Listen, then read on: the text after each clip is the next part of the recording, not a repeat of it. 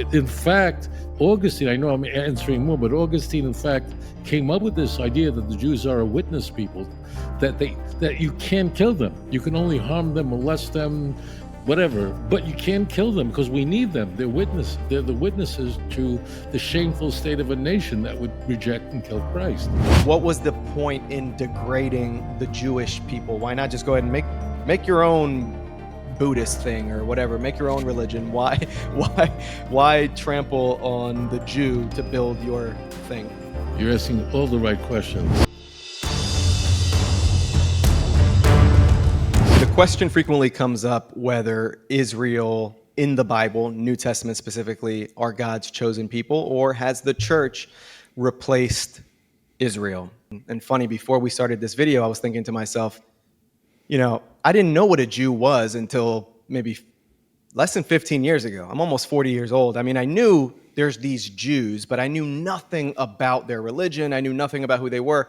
Now, to be fair, I didn't even know anything about Christianity aside from the Catholic Church. So I grew up in a my father is not a religious person. My mother was at some point Catholic, Jehovah's Witness, and I grew up without religion my entire life, even though I went to a Catholic school for 5 years. But I was never taught. I was never baptized. I never officially learned anything. And so, when I first started thinking about things of God, I walked into a Catholic church. And I just looked around like, what am I doing here? I have no idea, why am I in this pew? I have no idea where I'm at, what I'm doing. So when I started to kind of lean towards the Christianity thing and go all in, I'll be honest, when I read the New Testament and when I thought about the Jews, I thought that they were hard-hearted, ignorant people that were not spiritual, that were arrogant spiritually. So today's guest that's going to be helping us break this down and really understand where does some of this come from is Rabbi Tovia Singer. And so, Rabbi Tovia, I just wonder if you have, before we get into this clip, I wonder if you have any initial thoughts of what I just shared. Is that something that you hear from people that, like, what's their interpretation when they just read the Bible and take it at face value? What has been your experience with how people feel towards Jews? When I was a kid, I grew up around a lot of Catholics in Brooklyn. They were Irish, Italian, Puerto Rican, Hispanic, and they all hated Jews. They all did. And I thought they were insane, frankly. So you didn't have a very strong view about Jews, but I have a very strong view about non-Jews. I was born 15 years after the Holocaust, surrounded by survivors with numbers on their arms. That was ubiquitous. And I knew very well that the Shoah, the Holocaust, which wiped out almost all of my family, besides my grandparents who came to the United States prior to the war, I knew that Christians had done this. So I had a very dark view of Christians. Not that I hated them, but I thought they were insane. And I grew up with anti-Semitism all around me. I know this is very hard to imagine, but there was no such thing in Brooklyn of me as an Orthodox Jewish kid in the 60s or 70s passing by a bunch of Puerto Rican kids or Irish kids and they not saying anything. You always cross the street to the other side. If you weren't paying attention, then you were subject to the very least ridicule, spitting, pennies thrown at you, and told that you killed Jesus. So I thought they were all crazy. What happens in my 20s is I meet evangelical Christians who are very, very nice people. I mean, genuinely nice people. Nathaniel Nash, who was killed in a plane accident, was a fine man. He was a writer for the New York Times. That flipped my view when I started meeting Christians who came to my lectures. And that alone wouldn't do it because you always have an outlier. But when I read the Christian Bible and the Gospels in particular, the amount of anti-Semitism in the stories, and for those who don't know this, there are 89 chapters in the Gospels, and it's all storytelling. So it's not like Paul's letters. The Gospels are just telling stories, and they're very gripping stories. They're very well written. They're extremely coherent. It's not like reading the the Quran, where you're not sure what half of it's talking about. It's not a coherent book. The Gospels are, as is the book of Acts. And the anti-Semitism is so strong that I realized that actually what's happening here is there's nothing wrong with these non-Jews, but rather they're exposed to anti-Semitism in their Christian homes, number one. I didn't think they were Bible scholars, but anything you would read in the Christian Bible about the Jews would be something that the Jews are absolutely villains. I think you were being very flattering. The Jews are, in the Christian Bible, the enemies of God, and they're malevolent and conspiring and want to control the world. It's the protocols of the elders of Zion. So I realized, as an example, all the church fathers, without exception, were virulently anti-Semitic. I mean, horrible, like David Duke level, like Klan level. They all were horrible. It's just some of them were better writers, like John Chrysostom was insanely anti-Semitic and wrote a book against the Jews. And this is a guy who's celebrated as a saint in the East and West and whatever. I mean, they were really rational because they were reading the Christian Bible quite literally. Could you do me a favor? Sure. And that's just because I think that people will not take the time to go and actually read what it is that is written about them. And I know that, oh my gosh, the main, the guy that put his letter up on the Catholic Church, I guess his name just went, Luther. Luther, like I know that he was as well. Could you quote, maybe not direct quote, but paraphrase or quote what some of these church fathers have actually said over the years about the Jewish people? This is a very good question, and I just want to make one point.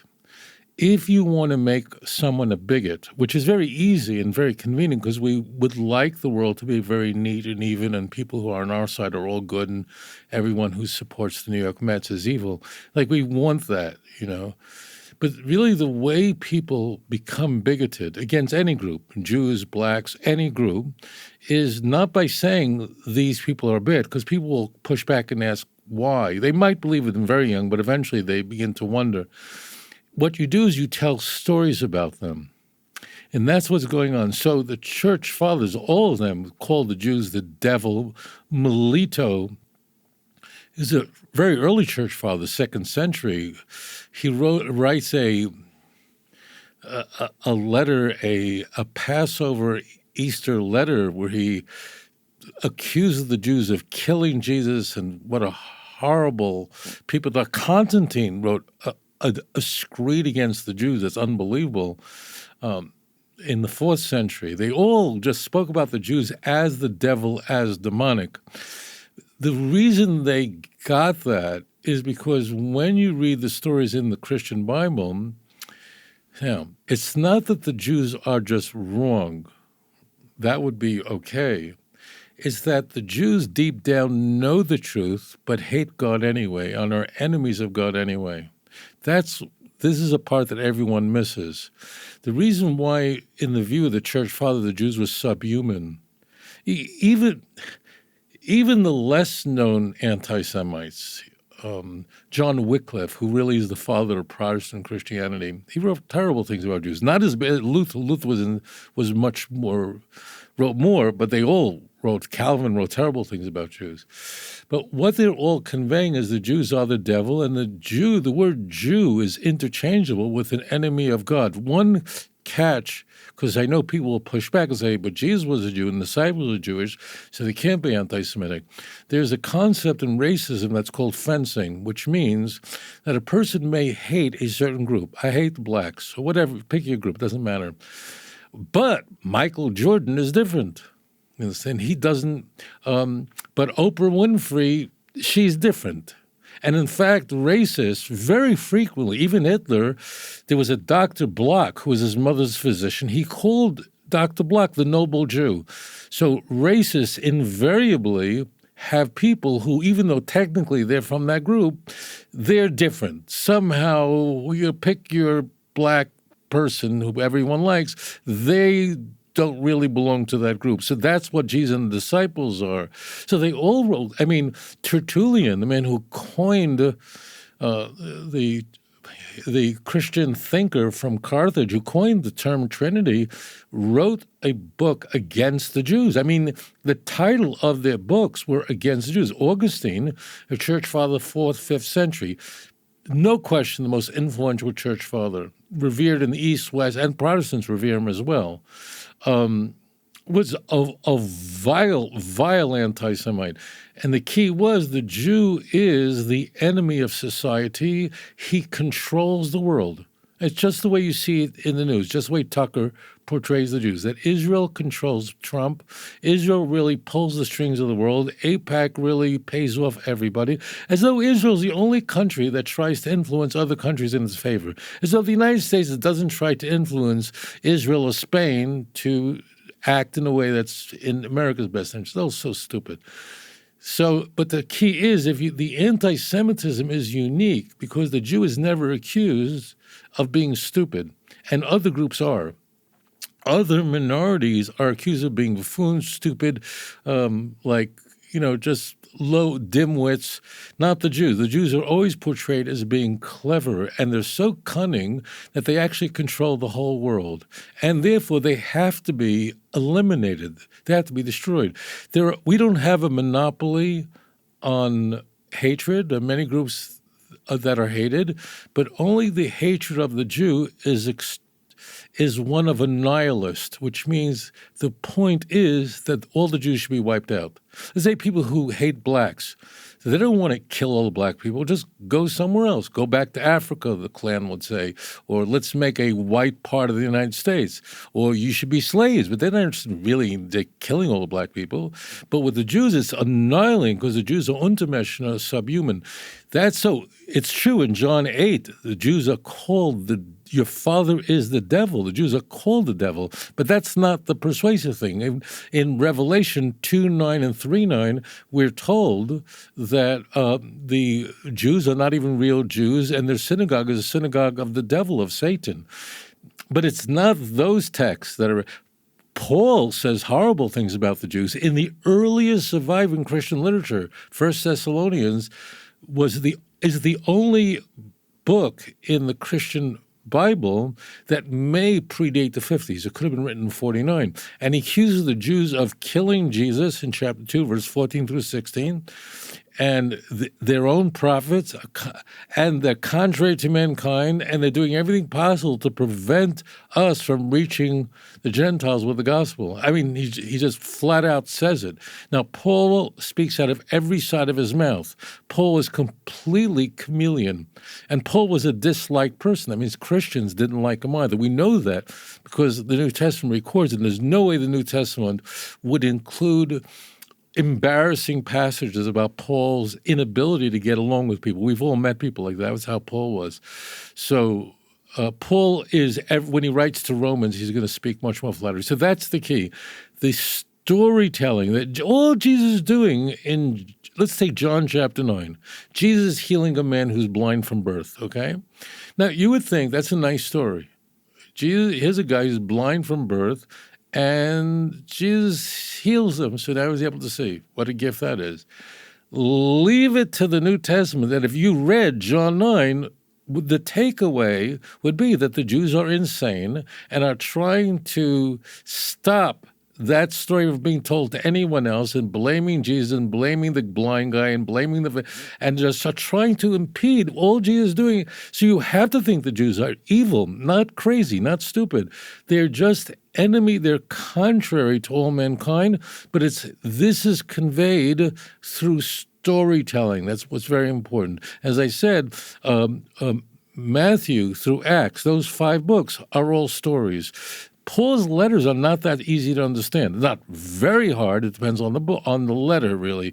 But the Gospels and Acts, those 5 books written by 4 authors, are all stories, very well written, and the Jews are the villains, and the protagonist is Jesus, of course, and the disciples. It was very clear.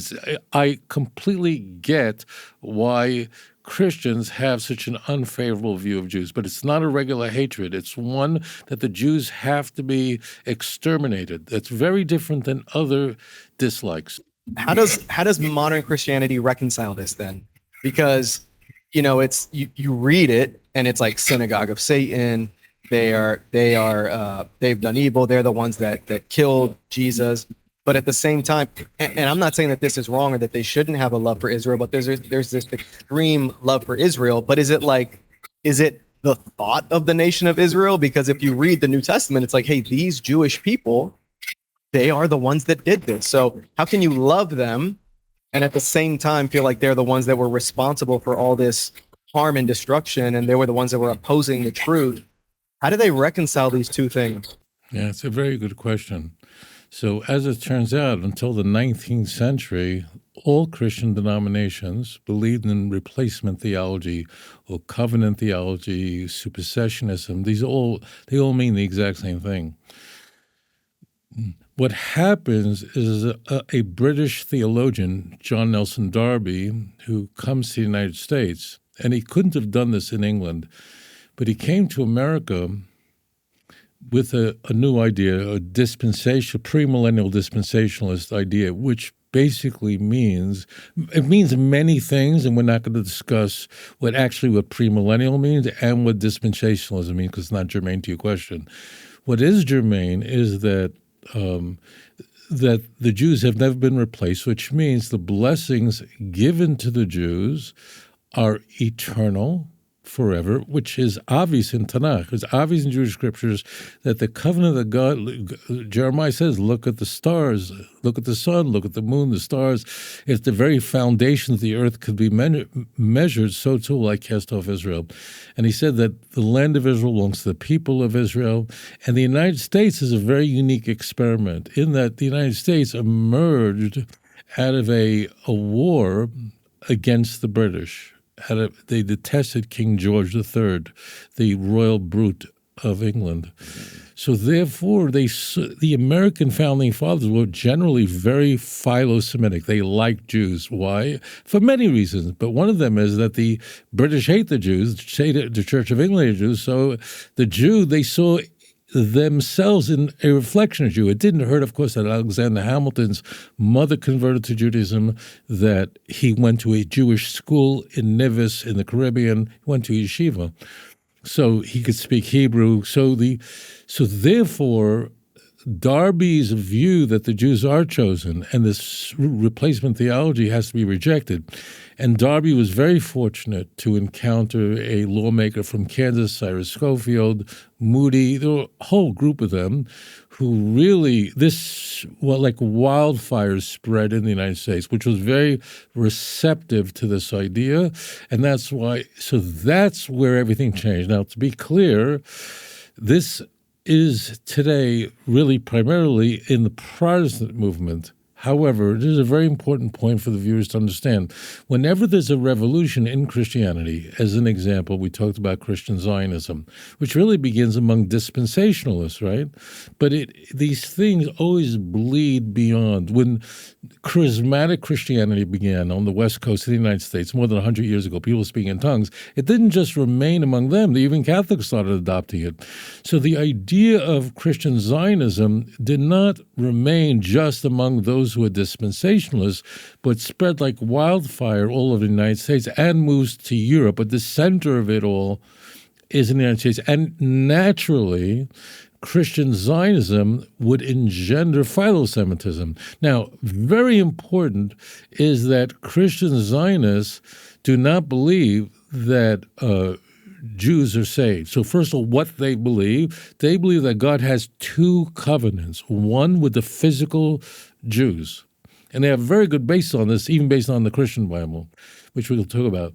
So that the covenant that God made with the physical descendants of Abraham, Isaac, and Jacob is eternal and unbreakable, but it's not a spiritual covenant. It doesn't mean that Jews go to heaven. The only people who believe that actually are the people who are the Calvinists and the Reformed theology. They think they're chosen. It's crazy. We don't think that. Orthodox Jews don't believe a Jew. We don't believe that every Jew, like the senator from Vermont, whatever Bernie Sanders is going to, we don't believe in any case.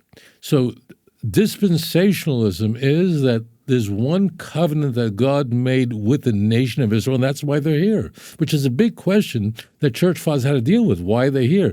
Augustine has to address this in his City of God. Why did God preserve them? And he comes up with an idea that they will preserve so people would see their degraded state, and the Jews would be a living monument to what happens if you reject and kill Christ. I'm not kidding. But the church fathers had to wrestle with the fact that the Jews don't disappear. They just persist no matter what we do to them. In fact, Augustine, I know I'm answering more, but Augustine, in fact, came up with this idea that the Jews are a witness people, that you can't kill them. You can only harm them, molest them, whatever, but you can't kill them because we need them. They're the witnesses to the shameful state of a nation that would reject and kill Christ. It's mind-blowing. Isn't that crazy? He was a vicious anti-Semite. That so the Jew has to be a degraded people. This is all Augustinian thinking. The Jews must be degraded so that everybody knows that the Jew is second class. And this is what happens to the Jew. You want to become a conductor of an orchestra, Mahler?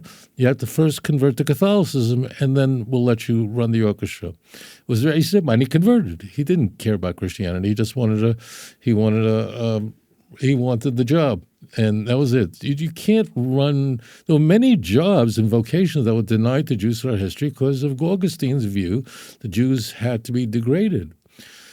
So that's what. So dispensationalism holds that there's one covenant God has with the physical seed of Israel, and Israel, the land of Israel, belongs to the people of Israel. Very, very critical. Okay, that's one. The second covenant, so God has a second covenant, and that's with the church. And that's a spiritual covenant, which means that the church has a covenant. That is, all Christians who believe in Christianity are saved, and that has nothing to do with the Jews. If a Jew converts to Christianity, he's saved. If he doesn't convert to Christianity, he's not saved, which, by the way, is the correct reading of Romans. The other guys have it wrong. I mean, I don't like Paul at all, but Darby's view is more.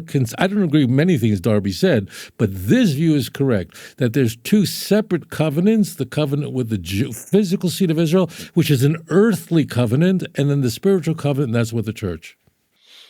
Okay, what does it seem like is the reason that the Jews are portrayed that way? So in other words, why not just start your own religion? Did they need the platform of the Old Testament, quote unquote? Like what was the point in degrading the Jewish people? Why not just go ahead and make your own Buddhist thing or whatever, make your own religion? Why trample on the Jew to build your thing? You're asking all the right questions. So as it turns out, Judaism first was a very popular religion in the ancient world, in the Roman Empire, in the Greco-Roman Empire, because Alexander the Great met Jews and everyone knew it. So Jews were highly regarded. In fact, it could be said that in the first century, it could be said that 10% of the empire was Jewish. Could be said. And much of that was due to conversion to Judaism. So remember, we were the only monotheism in the world. And people saw how crazy the empire was and saw all these weird emperors. So what are you going to believe? You're going to elect a horse to the Senate? Judaism is the only faith that's teaching monotheism, the only mono, not heno. Mono means there's no God but one God, and he loves you and he wants to connect to you and he hears your prayers. All the other religions in the empire believe that there was a great God, Jupiter or Zeus. But he's not interested in talking to you. He's running the planets. He's getting ladies pregnant. They have no time for you. There are all these in-between gods that you talk to that god, and people didn't pray to Jupiter. Jupiter's way up there. Venus way up there. There's lower tier gods that you would talk to, and they would get the message across, whatever. So Judaism was extremely attractive. So number one, why would you choose? Because Judaism was monotheism, that there's only one God, which is intuitive. There's only one God, and not only that, it's personal. There's a commandment in the Torah to actually not only to love God, there's a commandment to cleave to Hashem, to have dveikus with Hashem, and that he hears every word that you say. He's completely connected to you, so it's very attractive. But I didn't really fully answer your question, because here's, of course, the big twist. And that is that but the Jews said that Christianity was false. That means the vast, vast majority of Jews recognized immediately that Christianity was way, way off. This is nothing remotely resembling the Christian religion to what it says in Tanakh. And this presented a very big problem. How do you explain this away? And that's where really the anti-Jewishness comes from. So how do you explain away why Jews don't believe in Christianity? Now you say the first believers in Jesus, whatever. You always have Jews who are with David Koresh. They were Jews among his group. Forget that. The question is, why did the Jews, the vast, vast consensus, Christianity was... So here's what you can do. If you would ask a nice professor at Yale or Harvard, which are liberal divinity schools, if you would ask a professor of New Testament, why don't Jews believe in Jesus, which they're asked, they would honestly say, because they're liberal Christians, that the Jews read the Bible differently than Christians do. And that's the true answer. But the Christians can't do that. They're handcuffed. They cannot explain away the Jewish rejection of the Christian religion by saying the Jews have a different view. What do you mean they have a different view? These are people who everyone knows are clever. It's their Bible. Only they can read it. The concept of Messiah is uniquely Jewish. Why didn't they? And they would really need a Messiah. Why don't they believe in it? You follow? So that answer, the true answer that the Jews simply draw a different conclusion when assessing the fantastic claims of Christianity, and I don't mean fantastic as an accolade, as a compliment. So what they have to do is they have to come to two conclusions about the Jews. It's very interesting, he has this. So one is, the nicer view is that God deliberately blinded them. Why? To bring in the non-Jews. So it's supernatural that the Jews were blinded, to bring in the non-Jews who are not the natural branches, and it was really part of God's complete plan. And Paul sets this forward nakedly in Romans chapter 9, 10, 11, nakedly. So that's one way you can explain it. Now, Romans, I should say, of all Paul's letters, is the least anti-Semitic, is the least anti-Jewish of all, because Romans is written to the churches in Rome, which the recipients Paul never met. Paul did not go to Rome when he had written Romans. So he's writing to people who are Jewish who are going to read it. So it's written where there are things in there that are somewhat more restrained and complimentary towards Jews, somewhat. Other letters are a nightmare. That's one way to explain it. Another reason is they're the devil. They're Satan. That means that they willingly are the enemies of God. In the Gospels, the Jews are portrayed that even when the leaders of the Jews discover from Roman soldiers who were there designated to guard the tomb that Jesus, in fact, resurrected from the dead, instead of just becoming Christians, like someone told you, he resurrected from the dead. Why did they say, oh, I guess we were wrong, I'm a Christian? No, they didn't. They then offered to bribe the soldiers to say that they fell asleep. And that's what was empty. It's very famous in the Passion narratives. What the heck is good? That means the Jews are insane. They're demonic. And very important, for those who don't understand the force of the word demonic or satanic, this is not, I am selecting these words very carefully. In Christian theology, Satan, the devil, Lucifer, pick your name, knows the truth. This is very critical. The devil knows the truth. He was the highest of all angels, but went into rebellion against God and Christ. And therefore, the devil knows the truth. Deep down, the Jews know that Christ is Lord and Savior, but reject him anyway. And that's why there's Satan. So when they say the Jews are the devil, the word term devil there is not simply some sort of not nice thing to say. It's a highly sophisticated claim against the Jews. And this is the chief term that's used to describe the malevolent intentions of the Jew. So that's version 2. Wow is right. That's why it's exterminationist. That's why the hatred of the Jew, we're not the only ones who hated, but our enemies really, really, really want to destroy the Jews, even if it puts America in danger. Even if it puts America in danger. As an example, Iran, the most dangerous country in the world, was very close to acquiring the most dangerous weapon in the world. Even if you don't care about, not everyone care about Jews, I get it. Even if you I don't know, you come from some Native American group that never heard of anything. But you would not want that, because if Iran fires a nuclear weapon in Israel, Israel will fire a nuclear weapon from its submarines, and you'll have a nuclear winter. And only 15 people in New Zealand will survive the whole thing. So no matter, even if you don't like Israel, you do not want Iran to have Iran. What I want to explain is, so the anti-Semites were so driven, was so crazy that they lost their minds, because not everyone can be pro-Israel. Whatever. Not everyone likes you for whatever reason. There are people who just don't like Jews, whatever. But you don't want to die. Like if Saddam Hussein finished his Osirik nuclear reactor, it would have been a nightmare for Americans. So that's how crazy the hatred is for the Jew. Okay, Rabbi Tovia Singer, I appreciate that so much. Thank you for breaking this down, and I'll see you on the next episode. If you enjoyed this program, please like and subscribe. אדון עולם אשר מלך בטרם כל יציר נברא עת נעשה בחפצו כל